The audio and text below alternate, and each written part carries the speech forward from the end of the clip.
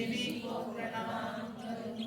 हे सत पूजन वाली देवी, हे सत पूजन वाली देवी, मैं तेरे धाम पर बारंबार प्रस्थान करूं, मैं तेरे दरबार में बारंबार प्रस्थान करूं। हे मंगल करने वाली, हे मंगल करने वाली देवी माता, तेरी शरण पाऊं दातिए।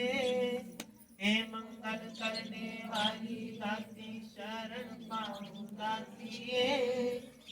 मुझको कुछ ना देना, तू मुझको कुछ ना देना, मैं दरबार आता जाता रहूं दातिए। तू तो मेहर करेगी, कृपा करेगी तू, मेहर करेगी तू, कृपा करेगी तू।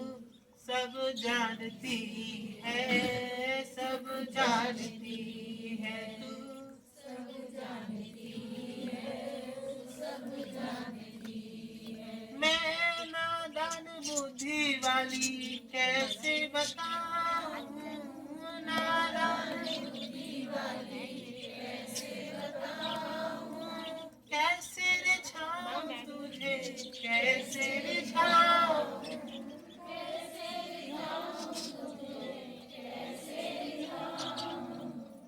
मुझे क्या आसरा मिले, मैं तो पुष्प न चढ़ाऊं, मुझे क्या आसरा मिले, मैं तो पुष्प न चढ़ाऊं। दीप और बाती से तुम न मिलोगी, दीप और बाती से तुम न मिलोगी। तो ये ही तो जीवन कैसे कटेगा, तो ये जीवन कैसे कटेगा। तुम ना मिलोगे तो बड़ा दुख होगा, तुम ना मिलोगी तो बड़ा दुख होगा। तपती दोपहरी तेरे अंगना में बैठ गए, तपती दोपहरी तेरे अंगना में बैठ गए। खूब बहाए पसीना, हाथ पाँव बैठ गए, खूब बहाए पसीना, हाथ पाँव बैठ गए। अब देर ना कर देवी, अब देर ना कर, अब देर ना कर देवी, अब देर ना कर। आकर या सुन ले, आकर या ले जा, आकर या सुन ले, आकर या ले जा। ये संसार बड़ा दुख की माया, ये संसार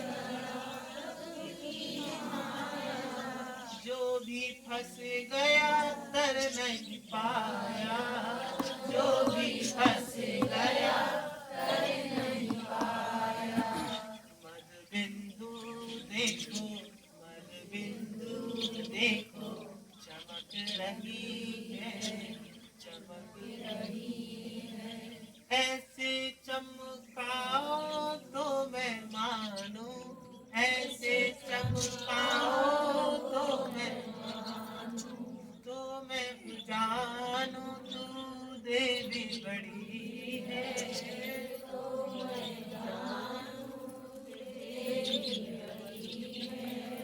सामने खड़ी है पर कुछ भी नहीं है, सामने खड़ी है लग जाऊं मैं दाती, लग जाऊं मैं दाती, प्रेम बहुत है, लग जाऊं मैं दाती।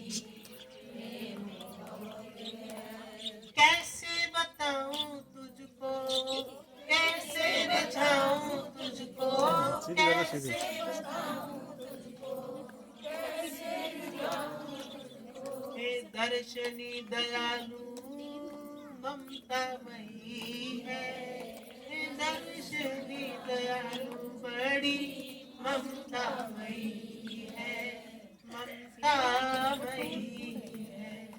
अच्छा, प्रस्तुति है कि ये बात कहनी तो नहीं चाहिए और खासकर एक बड़ी शक्तिपीठ को नहीं कहनी चाहिए। जैसे कि मैं हमारे 64 योनि सुनी है आपने? 64 योगिनी मंगल गावत नृत्य करत मैया। अब बात यहाँ से पकड़िएगा, मैं वंदना में विश्राम लगा रही हूँ। सेनापति जरा कुछ देर थामे। ये 64 योगिनी किसी देवी के आने से पहले दर्शन देते हैं और ये हमारे यहाँ हो चुका है। हम जब विराजमान होने वाले होते हैं और हमारे होने से पहले यहाँ पे बालाजी आते थे। अब बालाजी आते तो थे लेकिन बालाजी दरबार नहीं चला पाए। अब कहीं इतने बड़े देवता दरबार क्यों नहीं चला पाए?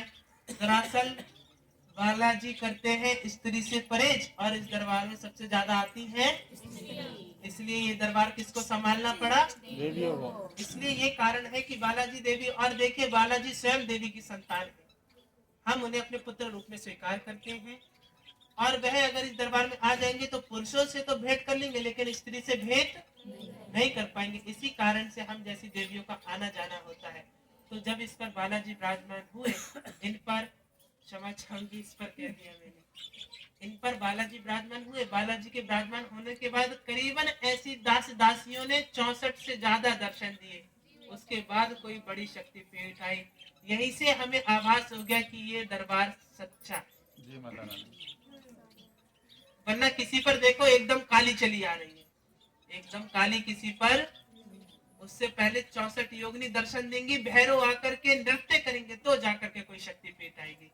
और ये बात मैं आपको बताऊं, आप लोग दरबार में तो नहीं देखा, इनके घर पे कीर्तन होते थे। 64 योगिनियां सत्य में विराजमान हुई, 64 दास दासियां वानर सेना के नाम पे विराजमान हुई। 64 योगिनियों के बाद नृत्य में करने के लिए भैरव देव आए, काल भैरव विराजमान हुए और काल भैरव ने नृत्य तो नहीं करा किंतु कुछ देर वचन दिए, वह नृत्य के समान ही हुआ।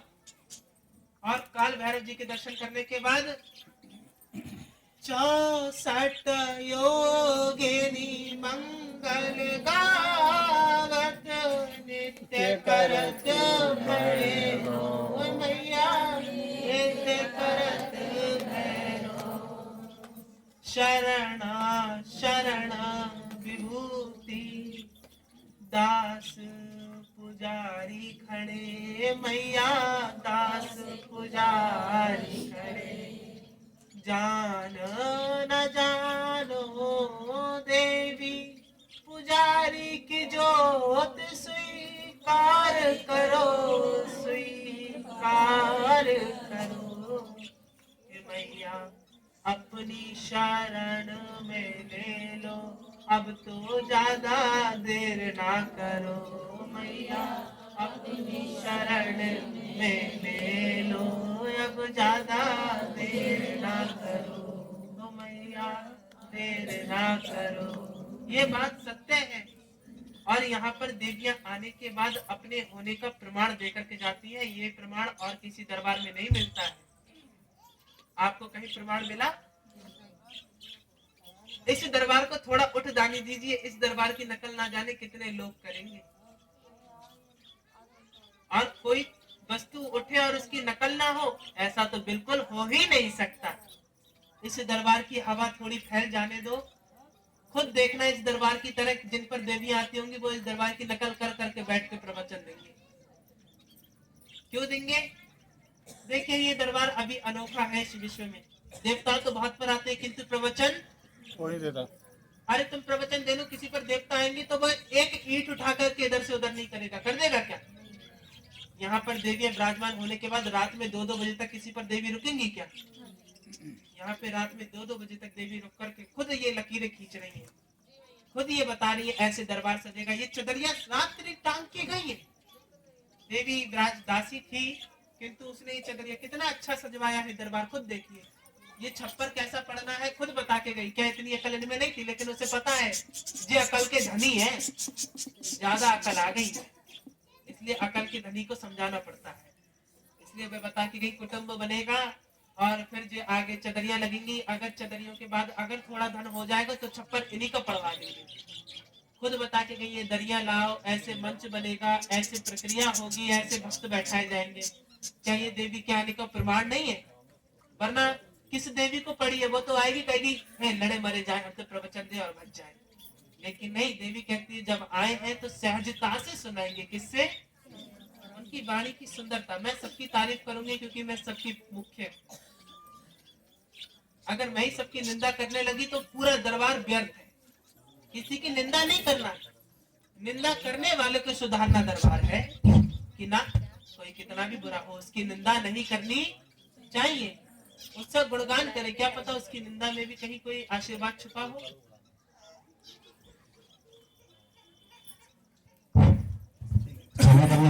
मैं बीच में कुछ पहले तो माता अश्विनी को बधाई है जो मूल पिता विश्व का उनके पत्नी है, मूल कार्तिक मेरे साथी चक्कर लगाई।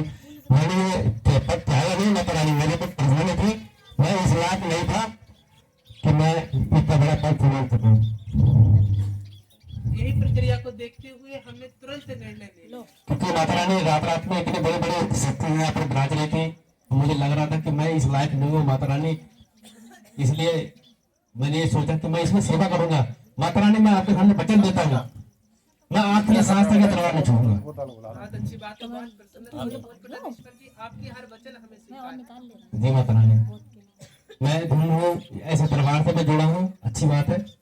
और मेरा नयन जी महाराज हैं, उन पे उनका बहुत बड़ा सहयोग हमेशा रहता है। और इस परिवार से भी बहुत बड़ा मेरा उसको उपकार है, जो मेरे हर बात में हर कार्य में सहयोग देते हैं। और वो कहीं भी जाते हैं मुझे ले जाते हैं, बड़ा प्रसन्नता होती है। घर वाले भी थोड़ा चकित रह जाते हैं कि ऐसे पता नहीं कितना इनका, मेरे पास कोई शब्द नहीं है। और मूल पिताधीश्वर का जो माता रानी ने उस दिन मेरे बारे में बताया, माता रानी इतना बड़ा पद मैं देख के चौंक गया। मतलब मैंने मेरी बस की नहीं है माता रानी, मैं ये छोटा सा आदमी हूँ, इस दरबार की एक छोटी सी धूल हूँ। इसलिए मैंने उस दिन थोड़ा प्रस्ताव रखा था, माता रानी ये मेरी बस की नहीं है, ये बहुत बड़ा पद है। और मैं तो एक थोड़ी सी पढ़ाई की, मैंने ज्यादा इतनी पढ़ाई नहीं की है।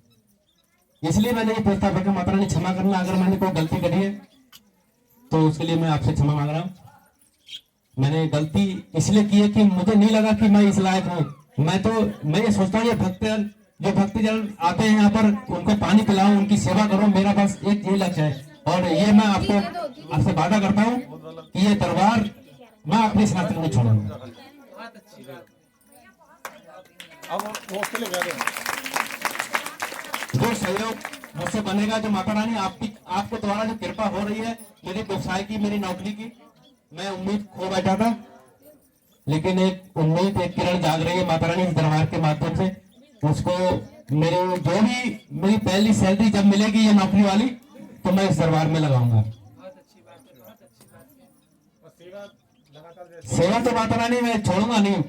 मैं हो सकता मरने के बाद भी अगर कोई भूत प्रेत बन के बैठूं, किसी पे आऊं वो दरबार में आएगा।